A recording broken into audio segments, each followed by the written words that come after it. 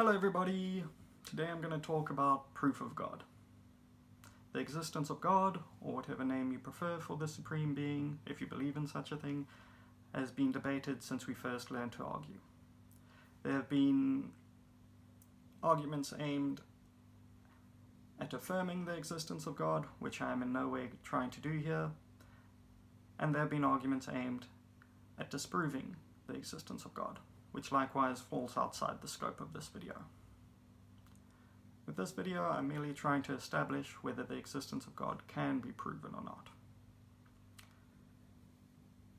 Before I go on, I need to establish what I mean by the word God, because the word means different things to different people.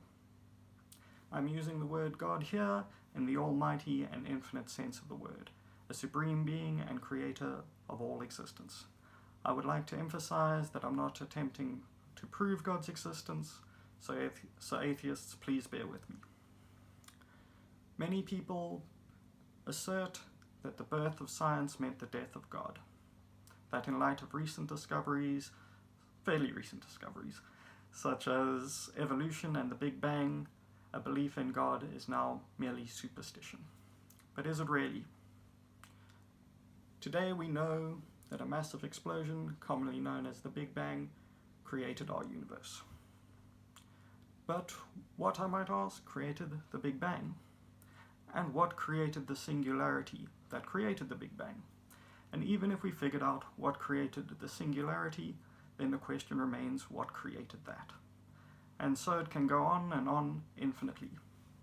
And that is the point. Even if we trace creation back to a single point, then surely the question of what created creation still remains.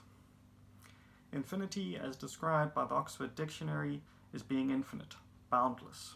The best way to understand this concept is to use a mathematical example. No matter how high you count, you can always add a 1 to the end, and therefore keep counting forever.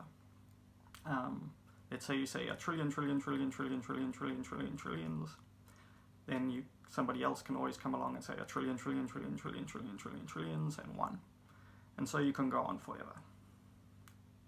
In the same way, we might be able to prove where the universe came from, yet fail to prove where the phenomenon that created the universe came from. The scope of hard science only deals with what can be tested and measured.